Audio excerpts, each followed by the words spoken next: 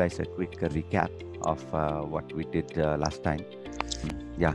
So what we did last 2 weeks was that first we basically looked at Excel and so on. So the importance of Excel and stuff like that. Then we quickly came into analysis, right? How to do analysis. That's what we are really focusing on, because that is what is really relevant for us, right? And then we went into pivot table, because most of the time when you have data, you're actually trying to make sense of the data, right? You're trying to understand it. So from that standpoint, we looked at pivot table, and we are like continuing the pivot table as a theme, okay? So last time what we did, just to show my screen, so what we did was this, we largely focused on this particular place, okay? Wherein initially the previous week, the week before last week actually, we focused on this one, summarize value field by, and we figured out that there are a number of ways of calculating what numbers show up on the pivot table. Okay, this is one thing that we did. And the other thing that we did was show values as, this was very interesting because this is similar to the table calculations that we find in Tableau, okay? And at least it was surprising to me how much we can do and how many calculations that we can do. And if you know what we want to do, and specifically if you want to keep coming back to it again and again, you can do a lot of stuff. Okay, so more or less I think this is where we ended last time. So what we'll do is we will continue a little bit on pivot table, and we'll come to some other area that will help us in analysis. Okay. So the first thing is, let us look at this. So all right. So there's something called calculated fields, which is interesting. There are actually two ways. So this week, again, to just focus on the agenda a little bit. So we'll be focusing a little bit on pivot table and move to one other very powerful tool, which is very useful for analysis. Okay. And I think that is what I want to cover today. That is, yeah, I will come to that. I'm still keeping it a secret for now, so that you guys see there are, yeah, I was telling you that I'm still keeping secret. What is it that I'm going to talk about? Okay. We'll come to that in a short while.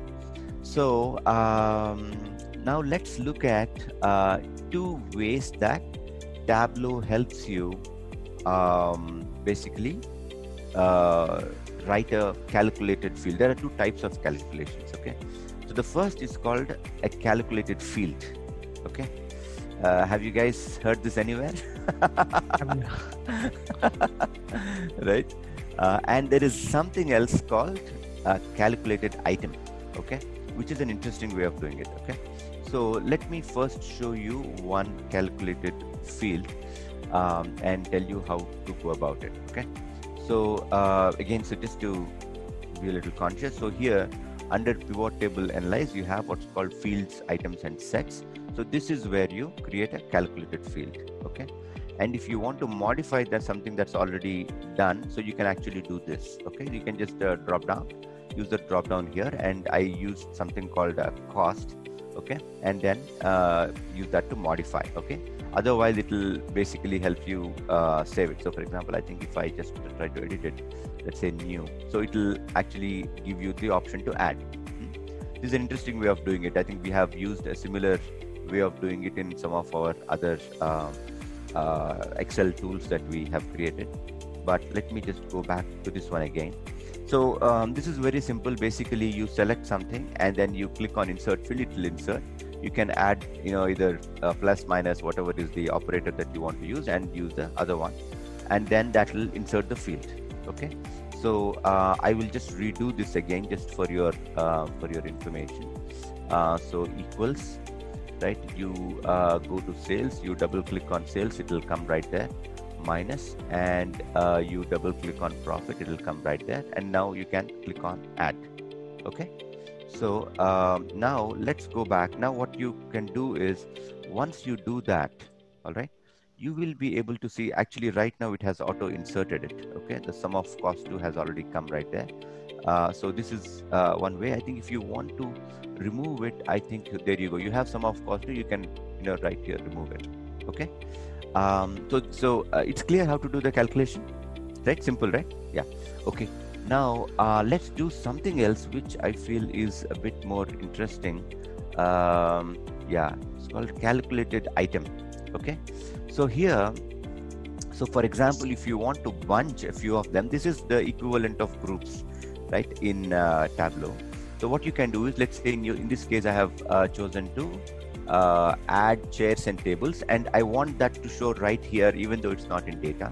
So this is called a calculated item in pivot table language. Okay. So I think, let me just see, I think for now it's disabled, not should, yeah, there you go.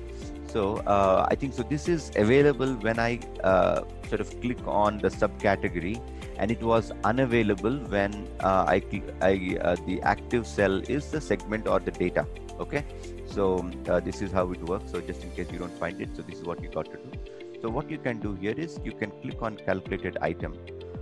And what that will let you do is, it will actually let you see right now subcategory is selected. Okay, so which is the highlighted item. And then what you can do is you can actually select multiple items and add them together. For example, in this case, I have selected sort of chairs and tables. Let's say we want to do the same thing here. I'll just tell you how to do it.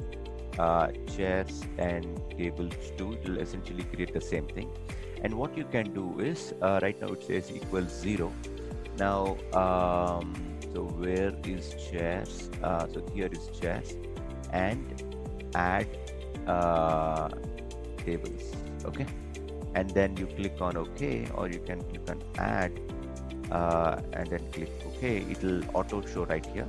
And that is chairs and tables too. Okay. So you can see right here, so chairs and tables, if you add it up together, 272, 797, you get that here. So this is the sort of equivalent of group, right? I think maybe you guys can tell me what is the equivalent of this in Tableau? It's a, I think it's a group only. Group only, na? Yeah. Okay. Very similar to group. Okay, great. So basically this is one, and there is actually another group right here, which is also interesting. So I thought I'll just show that as well to you guys. So let me I have to figure out how to do this actually. So in subcategory, I think if okay, this is where I can do it. Okay, so I've gotten rid of it, right?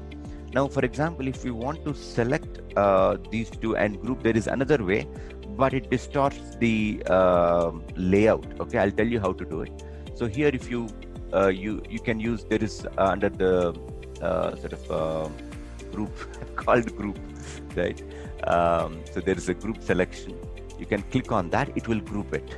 Okay, but what it does is it creates a group, and the rest of the items become the same group as before. Okay, so for example, chairs becomes chairs group, tables becomes tables, and so on and so forth. Okay, and so in case you want to group it, this is one of the options. You can do this. I think this is not really that elegant from a layout standpoint, but if you want to do this, you can do this. You can also click on group one and ungroup, and it will sort of undo it. Okay, this is one thing. This is more from a formatting standpoint. If you want to present to somebody, we may not be needing it that much from our work standpoint, but useful. Actually, Chetan, I think the thing that we just saw is more similar to Tableau's groups. Exactly. Okay. Yeah, because there also it will create, when we create a group, it will create an additional dimensions on the top of the dimension that we created the group on. So that's exactly what it is doing here. I think the previous one also is similar, but it's not creating the dimensions in the same level only. It's good. Right. Yeah. I guess somebody borrowed something from Excel. Guess who that is? All right. Okay. So, so this is so far as grouping is concerned. Yeah. So very quickly, actually, I'll tell you. This is more like a tip. Okay. So I'll tell you like two things. One is, see, if you have this field list right here, I think I mean, this is all. You can click on this, but you have another option right here if you want to do that. there is also this plus or minus buttons. So this plus or minus button that you see right there, you can hide or display it. Okay. So the way it will be useful is if you click on it, it will collapse. Okay. And you can bring it back up. But if you don't want those buttons, you can just remove it. Okay. You have another option, which is field headers. You can hide them. Okay, if you would like to. So this is one option. Okay, so if you want to just make it a little more elegant and so on and so forth. Okay, so this is one thing I would like to show. The other thing that yes. So we have created a calculator set, maybe calculator item which comprises chairs and tables. Yes. But if you see in this, like it's showing in technology as well, of office supplies everywhere, it's showing like chairs and tables and 0. Is there any way we can show only the chairs and tables in furniture category and remove it in technology office supplies? I think that's a good question. I think I don't know the answer to that question. So it is possible that, see, you have an option called don't show when you have no data, right? I think, let me see where that is. I think it might help, but I'm not sure about it. Okay.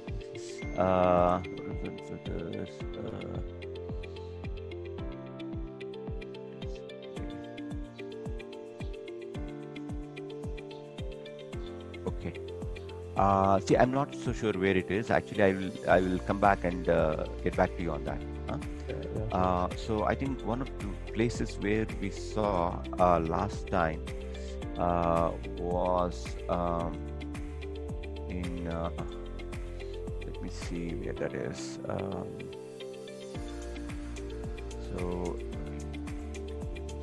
This is what we just saw, but I think there is one more. No, I don't remember it right now. I'll come back to that a little later. Yeah. So there are some options. I'm not so sure if it'll help. See here, show items with no data, right? This one. This is what we saw last time. I don't know if it's going to help or not. It has done quite a bit. Actually, it's already doing it right now, and so it did not help. Okay. So basically, it is saying show items with no data. So I think if you uncheck it, it will take it away.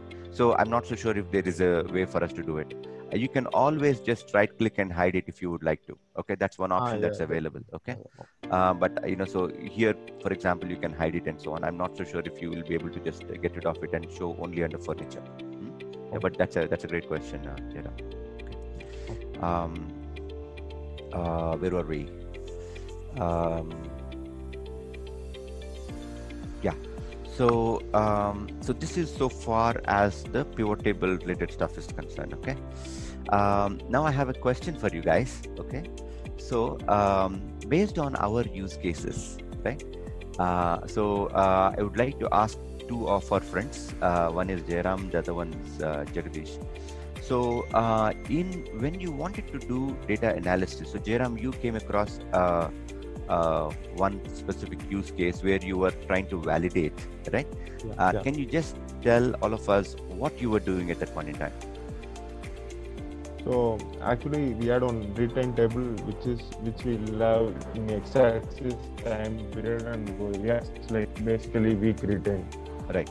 So in that case, we were trying to validate the aggregated stops for the specific time period with number of weeks retained. Right. So we were using this for validation purpose of it. Also, we tried applying filters and check if everything is going on the right way. Exactly. So just to explain it. So correct me if I'm wrong, right? So basically, what you're doing is that you would, let's say, you take a specific number in the visualization. You would go to data. You would apply all the filters, right? And then you would look whether the number is accurate or not. Yeah, exactly.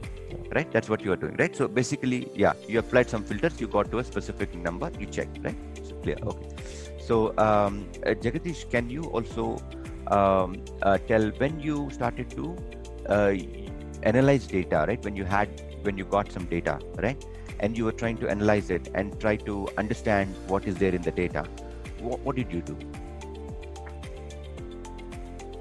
Normally, we quickly connect to Tableau and see all the ask questions and make charts that answer our questions, and Answer your what kind of questions? So that depends on the kind of data and the questions that like let's say if we are looking at a distribution of some metric, then we'll create some charts that tell us the distribution of that metric, etc. If we Right. want to see relation between two metrics, we will create a required plots like scatter plot or similar plots Okay. that tell us Okay. things like that. Yeah, perfect. I think this is great. Yeah, perfect. There is only one more thing I would like to add to that. Okay. And that is that, so let's say when you want to understand data, right? You would also like to, let's say, take churn as an example, right? Yeah. You would like to see, okay, you would make a chart and see, okay, what has been the aggregate, let's say, churn by specific channel, for example, So right? yeah. Or by age category, things like that. Yeah. So there, what you're trying to do again is, let's say, you want to understand one channel and maybe relationship with age, for example. Then what you would do is you would filter out that particular channel and then analyze for that age group or maybe any other dimension.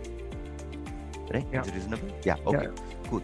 So these are the two use cases, and what I'm going to show is a feature that will help in this particular area. Okay. So take Jairam's example, right? So he was actually doing a lot of filters. Okay. So he would filter by, let's say, specific market. He would filter by maybe certain other dimensions. Maybe Jairam, you can tell what those dimensions are. Delivery method, print or online. Yes. Then we have newsletter type, subscription type. Yeah. So he would do all of these filters, and then he would get to a specific number. Okay. And then the checking would happen, right? And then after that, if he wants to check another number, now he has to remove all the filters, okay, and then go apply all those filters, and then recheck, right? Is that reasonable? Correct? Okay. Yeah. So I have a way for you guys to save some time. Okay. So let's look at this. Okay, right here. Okay. So so there is something called Slicer, which has been, I think it's a very, very useful tool, but I think not many people know it, is my understanding. I could be wrong here, okay? Or people might know about it, but not many people use it, okay? This is the thing that I feel is happening. And in this particular case, I think you can use it in more than one ways. But I think I am currently using it with a pivot table, okay? So what do you do? What you do is in pivot table analyze, okay? You can do what's called an insert slicer, okay? You can do it like this. So for example, you can do this, for example, right? You can actually click on, let's say, sales, and then it would show up. I think sales is probably not a great way to do this. Give me 1 second, guys. Let me just get rid of this one. I will actually need that back. So click on the pivot table in order to get that, and then insert slicer, right? You'll be able to see, actually right now here, it's actually not showing. I will get rid of it because I think I may have used an option to bring that over here. Let me get rid of these and we will reinsert the slicers. Okay, so category, quantity, and what I'll also do is right now it is showing percentages. Sorry, apologies. Settings and show values as. Let's get rid of this. We will just get to the sales values. All right. Okay, so there you go. You have the dollars right there. Okay. Now, okay. So if you want to insert a slicer, basically go here, click on insert slicer, and let's get the following. Let's get the segment. We can get the country. We can get, let's say, category, subcategory. I think we will leave it here right now. Okay, these are the slices we want. Let's assume. Okay, these are the filters, right? So you have all of these. It will show like this. It is not, it doesn't automatically put it in the right format. So you'll have to do that yourself. Okay, Now what you can do is you can, let's say you can, so unfortunately country is only United States, so that's not going to be very useful. So I'm going to get rid of that. Let's get the category, subcategory right here. And also let's get some slicers that are not already there in the pivot. Okay, that will be interesting. Okay, so pivot table, analyze, let's get to this. Okay, so ship mode, I think that will be interesting. We'll get that. So segment is already there. Region is interesting, so let's get region here, right? So ship mode is also there, unfortunately, in the pivot table. Let me just see what else we can get. City. City, okay, cool, city.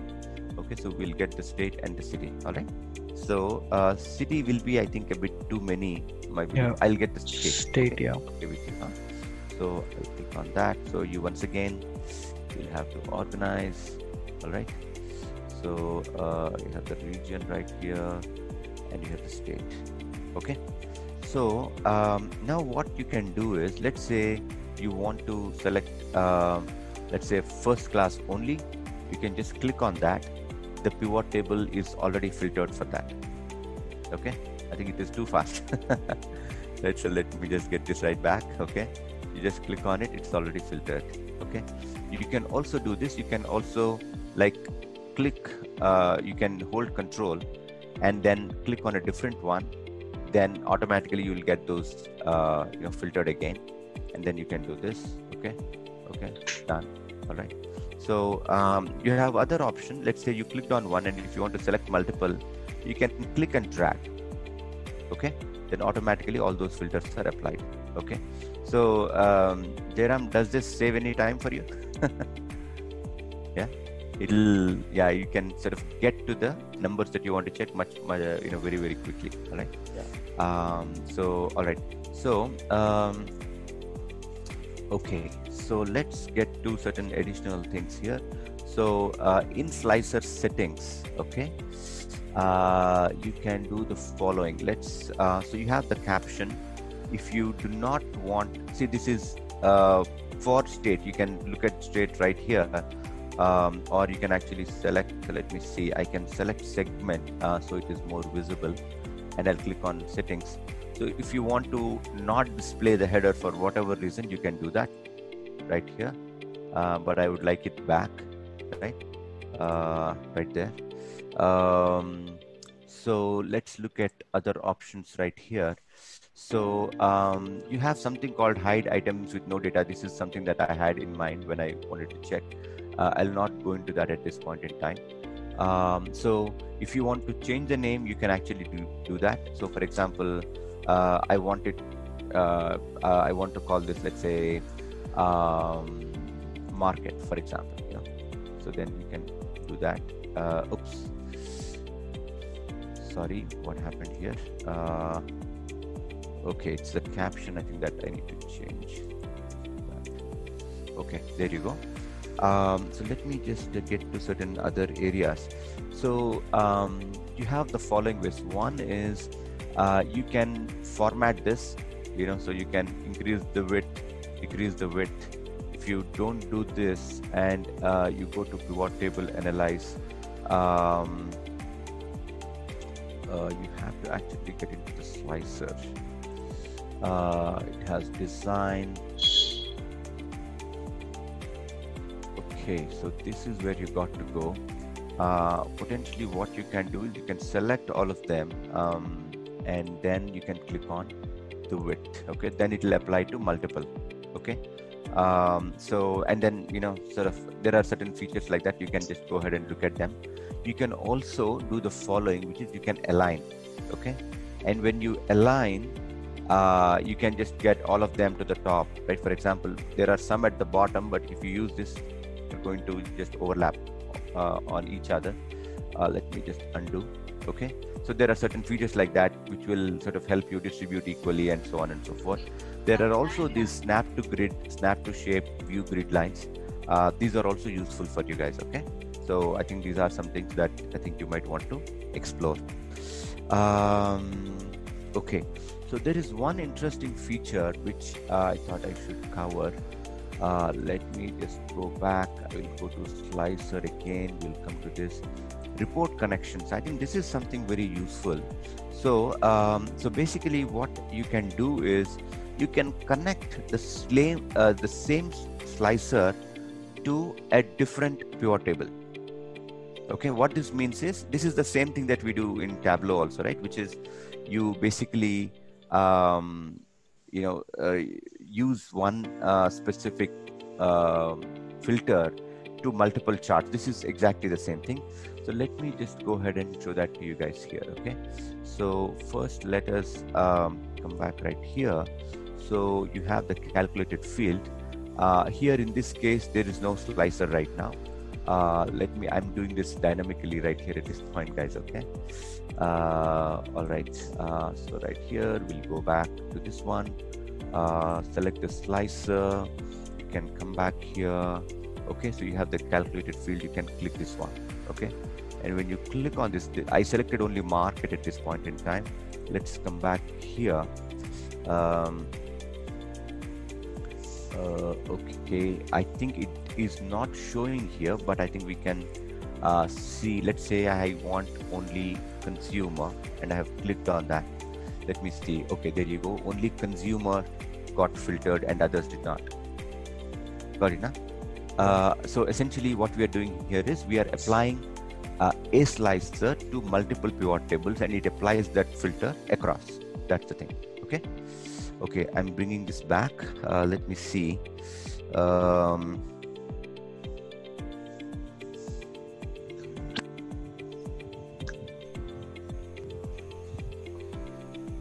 Okay, so there is one last thing that I would like to show you guys. Okay, and with that I will conclude. So basically what you can do is, so with Jagdish's use case, we basically said, okay, we would like to have a chart, and we want to be able to filter and then be able to analyze for that. So what you can do is you can actually create a pivot chart, okay, and then apply these filters to the chart as well. So for example, you can see this over here. I have already inserted a pivot chart, and the way to do that is basically, let me just go over in this particular case. So let's see.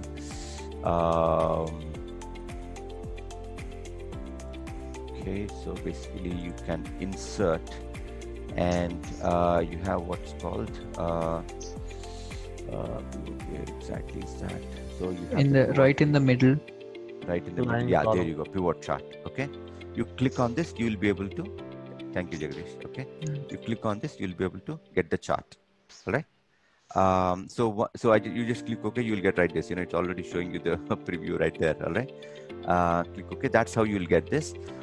So I think the good part is, again, you can actually do a slicing, and then you'll be able to get the Wiz to dynamically update. Okay. So you can click right there, click on all of this, and so on and so forth. Chaitanya, can we have these slices as a drop-down list instead of showing all the values separately? That's like a good question. I know why you're asking that. He's working on a project. So drop down, I think not to my knowledge. So basically this is sort of meant to be like this, like a slicer. I don't know if it can actually be used as a drop down. So you have the sort of whatever multi-select kind of thing that's showing here. Yeah, I'm not so sure if you can do that. You cannot insert this on a specific cell. You can maybe do this, but not to my knowledge. Swap. Yeah. So yeah, I think that is it. That is all I wanted to cover today. So hopefully it gives you some a new tool that will help you guys. I think, does anyone know about Slicer before, or have used Slicer or used it extensively? Not in Excel, but in Power BI. Okay. Yeah. So Power BI, it is similar, right? Yeah. There also they call it Slicer? Slicer, yeah. Okay, got it. And it makes sense to sort of carry forward the same terminology. but yeah, so that's what it is. Okay, all right. But I want to give you one more little bit of a surprise. Okay, I think this will be a little interesting. Okay, not very connected, but I think it is related to what we're going to do next week.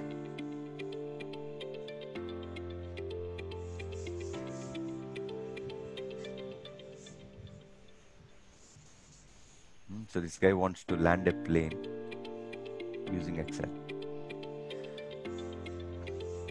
Okay, all right, guys. I'm going to stop sharing my screen at this point in time. So any other questions you guys would like to ask? Not from my side. Not from my side as well. Okay, guys. I think we will hold at this point in time. Okay, so basically the good part is that while Excel has many of these tools, I think there are the following problems it suffers from. Okay, one is obviously the previous thing that we discussed, which is data issue, right? Which is if you have lots of data, you cannot do much with Excel. Okay, yeah. So there is no way for you to suppress all those calculations that happen automatically. In fact, there is a way you can actually turn off calculations, but the thing is, it still is the same animal, right? So Shravan, just keep it going, okay? Yeah. So some time ago, somebody just told me this, which is an interesting thing. So we were talking about pets, okay? And actually pets are not great for apartments. Okay, they are actually very difficult to maintain in an apartment setting.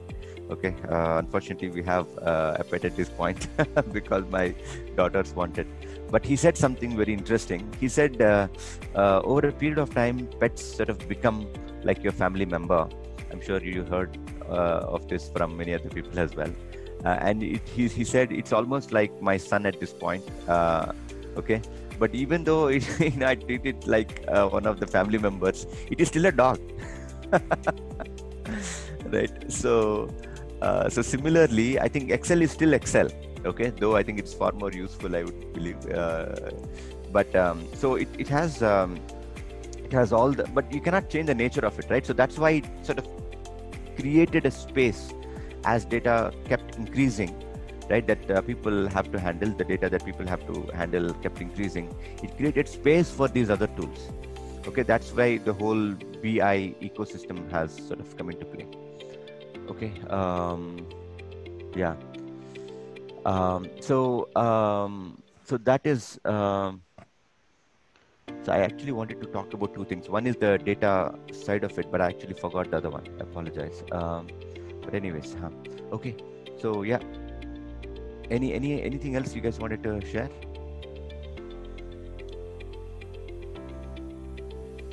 Okay, all right, guys. Okay, cool. I think we will halt right here.